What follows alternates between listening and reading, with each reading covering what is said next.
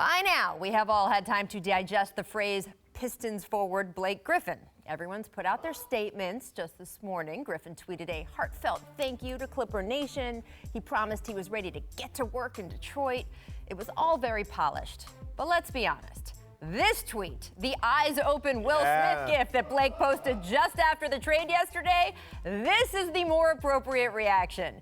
Because this was an eye-opening deal, starting with how it completely changes the direction of two franchises. For the Clippers, this is a way to reset the table without totally bottoming out. That first-round draft pick they got could be a lottery selection. Tobias Harris is a decent piece, so is Avery Bradley, even if he didn't excel in Detroit like he did in Boston. Perhaps most importantly, LA has shaken free of Griffin's enormous contract, which would have been scary even if you weren't talking about a guy who at 28 years old has already had at least 6 surgeries and hasn't been an all-star in 3 years. As for Detroit, well, the deal is easy to understand, even if for some of the team's fans it's hard to stomach. The Pistons need to fill their new building. Griffin is a big name. Stan Van Gundy needs to keep his job. Griffin is the kind of talent who could keep the Pistons, I don't know, in a playoff spot for years. Detroit just has to be willing to accept a huge ball of risk because even if Blake can suddenly stay healthy, he's not jumping over cars anymore. Maybe a mountain bike? I don't know, maybe. That's about it. Come on. But I do want to talk about Blake because he is now going to be the official cautionary tale for any other big-name free agent. Remember when the Clippers wooed Blake to re-sign just this past summer? They staged an entire fake jersey retirement ceremony at the arena, a live gospel choir singing as they actually raised his number to the rafters. And as Zach Lowe here reported, they told him he would be, quote, a Clipper for life, which was totally accurate if you consider for life to be 6 months, give or take. And look, Blake could have pushed for a no-trade clause. He was eligible for one. He had leverage, but he chose to use that leverage to get a 5th year on his deal instead. And there is certainly an argument that if at the end of things someone has to pay you nearly $200 million, things are working out just fine. No one is crying for Blake Griffin. However, in an era where we talk about, oh, players have so much more power now, it's also a very real thing to be reminded just how much of a say many of these guys often give up. Where they live, who they work for, how often they get to even be in the same state as their young children. In the wake of this trade, I would expect players who are eligible to get no trade clauses this summer will be much more aggressive about pursuing them. Because being an NBA player is a position of immense privilege, but you still need to have your eyes wide open. Scotty, what was your reaction to this move? I know it came across your phone yesterday.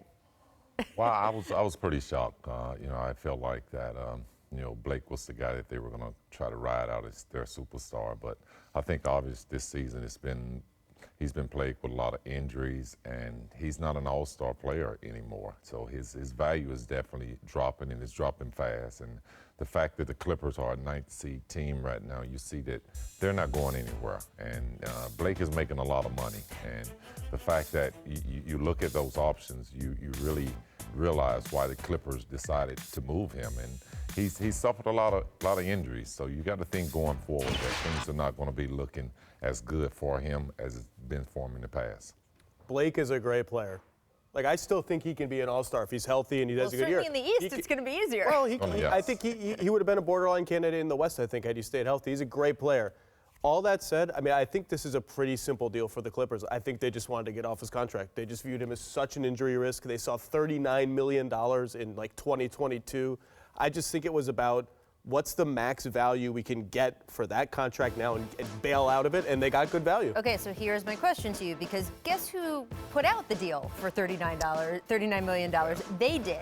So do you think that they went through all this effort to re-sign him and the presentation and the wall of pictures and everything they did with the intention of, hey, if things don't work out really soon in just a few months, we'll at least have a trade asset? Or do you think they really believed when they signed him, hey, you're with us, you are our plan? I think both those things can be true. I think when you get caught up in the moment, he is the most important homegrown player in the history of their franchise. I'm sure they wanted him to be a Clipper for life. But no, you'd have to be a moron to think they didn't sign this contract with the idea of hopefully we can trade this. Masai Ujiri famously did this with Nene, what seems like a million years ago, signed him and then traded him a few months later. We talk about how you can't lose players for nothing. You can't lose assets for nothing. I'm kind of shocked at how much they got for him, but they succeeded. Well, Scotty, then as a player, if you hear that and you're one of these guys who is going to be up this summer, and by the way, not everyone's going to be eligible for no trade on this list, but there are big names up this summer. LeBron expected to be a free agent. Paul George is going to be a free agent. Chris Paul will be a free agent. Technically, KD will be a free agent. Melo could, exercise his option and be a free agent. What do you think as a player when you hear all this from a team and then they're like, oh, good, but we could get some stuff from you? Well, I start to really understand where these players are coming from with the no trade clause. I hear their voices when they say loyalty, and it's not on both sides. So when you hear those things and then the player seems to get the black eye every time he makes a move, it just doesn't play out fair for both sides. And I think in this situation for Blake, he got blindsided, He wasn't expected to get traded. He has a beautiful girlfriend here in California that he's going to have to figure that relationship out. But, for a player like Blake, like Zach said, he still has a lot of upside to his game, so there's no reason for him to be down about this trade. Here's an opportunity again to go in the East and be an all-star again, but he has to get healthy and start to deal with himself before he can carry a team again. And I know not everyone is into the weather as a factor, as I clearly am, but he did wake up in 82 degrees in LA yesterday. The high today in Detroit is going to be 24. As Giannis Antetokounmpo said when someone asked him about the trade last night, Blake better buy a jacket.